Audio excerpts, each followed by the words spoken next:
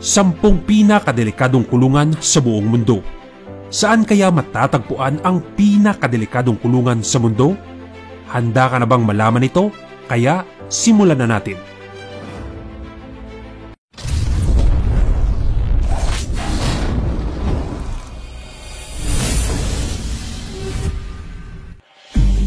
Number 10, Alcatraz. Ang Alcatraz ay naging pinaka-kinakatakutang kulungan noon ng mga preso. Ayaw nila na dito sila makulong dahil ang kulungan na ito ay napapaligiran ng dagat sa San Francisco at malayo sa sibilisasyon. Marami ng preso ang nagtangkang tumakas dito pero wala ni isa sa kanila ang nagtagumpay sa kanilang plano. Lahat sila ay nalulunod at namamatay dahil ang dagat na nakapalibot sa islang ito ay may malalakas na alon na talaga namang kumitil sa buhay ng sino mang magtangkang languyin ito. Sa kasalukuyan, nakasara na ang kulungan dahil hindi na ito maayos at hindi naligtas ang kapakanan at kalusugan ng mga nakakulong dito. Number 9, San Quentin. Ang San Quentin Prison ay ang pinakamatagal na nakatayong kulungan sa California. Ano kaya ang nangyari sa kasaysayan ng kulungan na ito? Maraming preso ang namatay dito na hinatulan ng death penalty.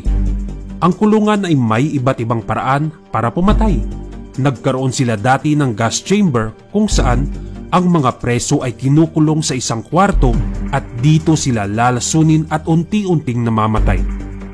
Tinigil na nila ang ganitong gawain at ginawa na lamang lethal injection noong 1996 hanggang sa hininto na nila ang pagpatay ng mga death row prisoners noong 2006.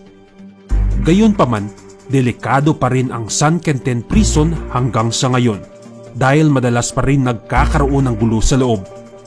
Noong 2006, nagkaroon ng away sa loob ng kulungan na naging dahilan ng higit 100 preso ang nasaktan at 2 sa kanila ay namatay.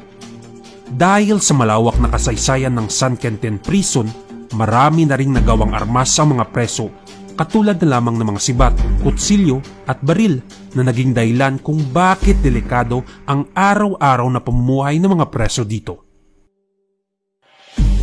Number 8, Bangkwang Prison.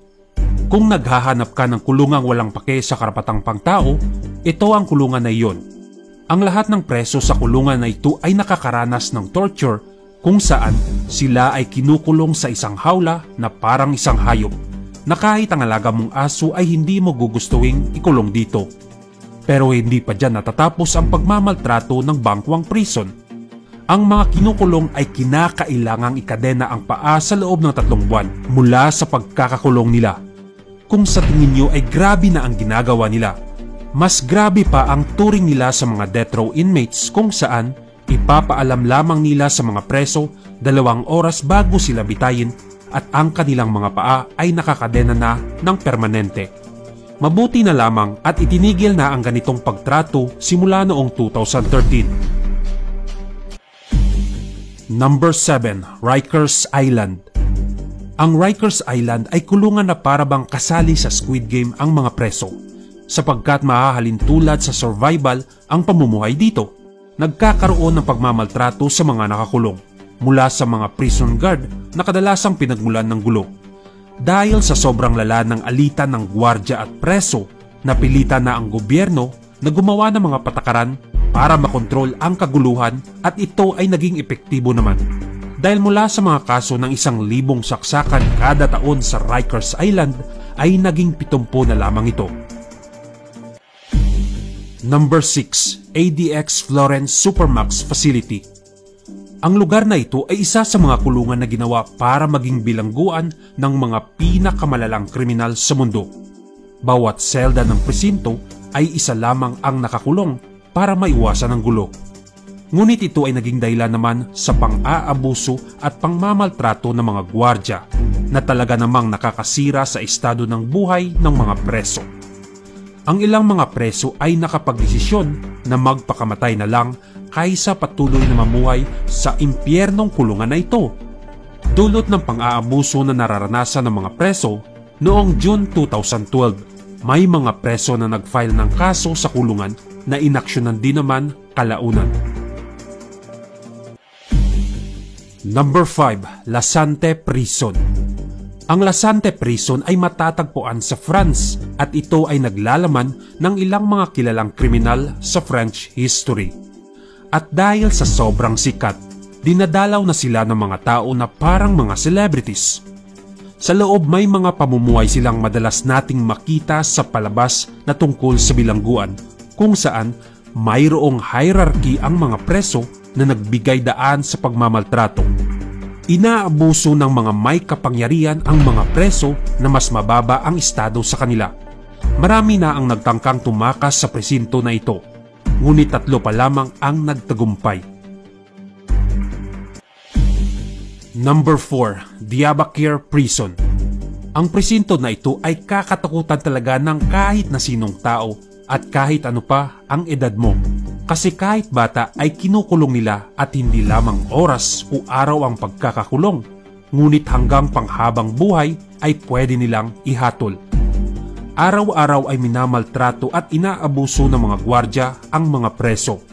Binubugbog nila ang kahit na sino sa anumang dahilan na nagdulot ng pagkamatay ng 10 tao. Talaga namang walang gustong makulong sa kulungan na ito, dahil maraming preso na ang inabuso at marami na rin ang namatay dulot ng iba't ibang dahilan gaya ng pagtutorture, pagkamatay o kagutuman. Mabuti na lamang at isinara na ang bilangguan, ngunit hindi mawawala ang takot na idinulot niya sa mga tao. Number 3. La Sabaneta Prison.